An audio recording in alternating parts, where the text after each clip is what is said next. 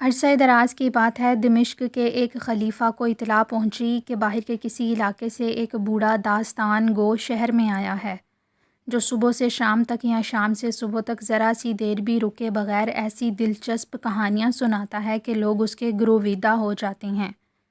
اور تعجب کی بات یہ ہے کہ وہ ہمیشہ ایک نئی اور سچی کہانی سناتا ہے۔ اس نے کبھی کوئی کہانی دوبارہ نہیں سنائی۔ خلیفہ کو بھی اس سے ملنے کا اشتیاق ہو گیا۔ اس نے اپنے مصاحب بھیج کر داستان گو کو اپنے دربار میں بلا لیا۔ خلیفہ نے اس سے کہا، دیکھو میاں داستان گو، آج رات کا کھانا کھا لینے کے بعد ہم تم سے کہانی سنیں گے، اور جب تک ہمیں نیند آئے برابر سنتے رہیں گے، لیکن شرط یہ ہے کہ کہانی ذرا بھی سچی نہ ہو، بالکل سفید جھوٹ ہو۔ اگر تم نے یہ شرط پوری کر دی تو انعام و اکرام پاؤ گے، اور اگر سننے والوں نے اسے سچ سمجھا تو ہمیشہ کے لیے غلام بنا کر اس شہر میں روک لیے جاؤ گے اور کبھی بھی اپنے وطن نہ جا سکو گے۔ داستان گو نے فوراً شرط منظور کر لی اور کہا کہ میں جگ بیتی کی بجائے آپ بیتی سناؤں گا۔ رات کو جب خلیفہ اور سب لوگ کھانا کھانے سے فارغ ہو گئے تو داستان گو نے اپنی کہانی اس طرح شروع کی۔ عالی جاہ، میں اپنے والد کا بڑا بیٹا ہوں، یعنی جب میرے والد پیدا ہوئے تو میری عمر 70 سال تھی۔ میری دادی نے، جو میری سوتیلی بہن بھی تھیں، انہیں پیدا ہوتے ہی میرے سپرد کر دیا اور مجھ سے کہا کہ انہیں باہر لے جا کر بہلاؤ۔ میرے والد یوں تو میری گود میں رو رہے تھے، لیکن چونک کے قریب پہنچ کر خاموش ہو گئے اور لکڑی ٹیک کر اپنے پاؤں پر چلنے لگے۔ چوک کے ایک کونے میں چند علماء مسائل قرآن پر بحث کر رہے تھے۔ میرے والد نے بھی اس میں، جو مذہبی علوم سے پوری طرح واقف تھے، بحث میں حصہ لینا شروع کر دیا اور ایسی دلیلیں پیش کیں کہ سب لوگ قائل ہو گئے اور انہیں اپنا بزرگ سمجھنے لگے۔ گھر واپس آتے ہوئے میں نے بازار سے ایک انڈا خریدا، جسے والد صاحب نے اپنے گرم کوٹ کی جیب میں رکھ لیا۔ سخت لو چلنے کا زمانہ، چلچلاتی ہوئی تیز دھوپ اور پھر اونی کوٹ۔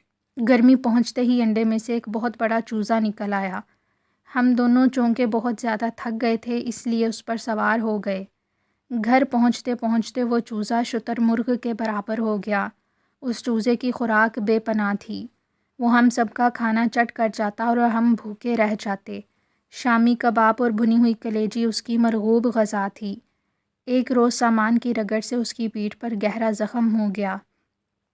دادی اماں نے سیاہ مرچ اور اخروٹ کی گری کا مرہم بنا کر اس میں بھر دیا۔ اتفاق سے اخروٹ کے ساتھ اس کا ایک بیج بھی مرہم میں مل گیا اور دوسرے ہی دن پودے کی شکل میں پھوٹ نکلا۔ پودا بڑھ کر بہت بڑا درخت بن گیا، اتنا بڑا درخت کہ اس پر چڑھنے کے لیے ہمیں 2 درجن زینے بنانے پڑے۔ پہلے ہی موسم میں اتنے اخروٹ لگے کہ انہیں توڑنے کے لیے ہم نے 100 مالی 1 ماہ کے لیے ملازم رکھ لیے۔ ہم نے وہ اخروٹ بیچ کر ان کی آمدنی سے آدھا شہر خرید لیا، جس میں بادشاہ کا محل بھی شامل تھا۔ چونکہ درخت کے پتے بہت گھنے تھے، اس لیے والد صاحب نے یہ ترکیب سوچی کہ ایک روز تھوڑی سی مٹی اس کی پھنگ پر لے جا کر پھیلا دی اور اوپر سے پانی چھڑک دیا۔ وہ جم کر عمدہ زرخیز زمین بن گئی۔ اس پر ہم نے سرسوں کے دانے بو دیے۔ دوسرے روز سے ہم نے یہ ترکیب کی کہ شہر کے کسی حصے میں یا آس پاس کے علاقے میں جہاں کہیں بارش ہوتی، اپنے چوزے کو، جو شتر مرغ کے برابر تھا، بھگا کر لے جاتے اور اس طرح کھیت میں پانی دینے کی ضرورت نہ ہوتی۔ اخروٹ کی طرح سرسوں کی فصل بھی بہت عمدہ ہوئی۔ اس قدر اناج پیدا ہوا، ہم نے اپنے ملک کی ضرورت کے پورے ہونے کے بعد باقی دوسرے ملکوں کے ہاتھ بھی فروخت کرنا شروع کر دیا۔ والد صاحب نے سرسوں کی کل مقدار کا حساب بہت اچھی طرح کیا تھا، پھر بھی کچھ غلطی ہو گئی۔ آخر میں معلوم ہوا کہ سرسوں کا ایک دانہ کم ہو گیا ہے۔ سمجھ میں نہیں آتا کہ کہاں چلا گیا، لہٰذا اسے ڈھونڈنے کے لیے ایک روز صبح صبح میں اور والد اپنی لالٹین ہاتھ میں لے کر درخت پر چڑھ گئے اور تمام دن تلاش کرتے رہے۔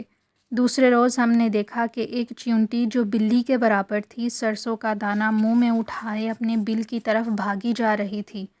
بس پھر کیا تھا، خوب رسہ کشی ہوئی۔ اس کھینچا تانی میں سرسوں کا دانہ پھٹ گیا اور اس میں سے اتنا تیل بہا کہ قریب کے تمام گاؤں بہہ گئے۔ گاؤں والوں نے کشتیوں میں بیٹھ کر جان و مال کی حفاظت کی، لیکن لوگ پھر بھی خوش تھے، کیونکہ وہ تیل کی ندی کے کنارے بیٹھ کر پکوان کرنے لگے اور بہتے ہوئے تیل میں جو مچھلیاں پیدا ہو گئی تھیں انہیں بھی تل کر کھانے لگے۔ خلیفہ کو نیند آنے لگی تھی، اس کے علاوہ اس نے اور اس کے مصاحب نے یہ بھی اندازہ لگا لیا تھا کہ داستان گو جھوٹ بولنے میں بڑا مشاق ہے۔ وہ کوئی ایسی بات زبان سے نہیں نکالے گا جسے سچ کہا جا سکے اور اس طرح اسے مات ہو جائے۔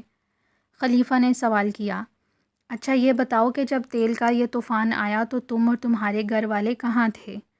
داستان گو بولا، جناب بات یہ ہوئی کہ چیونٹی سے رسہ کشی کرتے وقت میرے والد صاحب کا ایک دانت جو پہلے سے کمزور تھا ٹوٹ گیا، اور چونکہ وہ کھوکھلا بھی ہو چکا تھا اس لیے ہم نے اس کی کشتی بنا لی۔ گھرانے کے 16 افراد، سب سامان، گائے، بھینس، اونٹ، گھوڑا گاڑی وغیرہ سب کو اس میں لاد لیا اور تیل کی لہروں پر ہم سب 108 دن تک کشتی چلاتے رہے۔ اس دوران ہم نے بھی صرف مچھلیاں تل کر کھائیں اور پانی کی جگہ تیل ہی پیا۔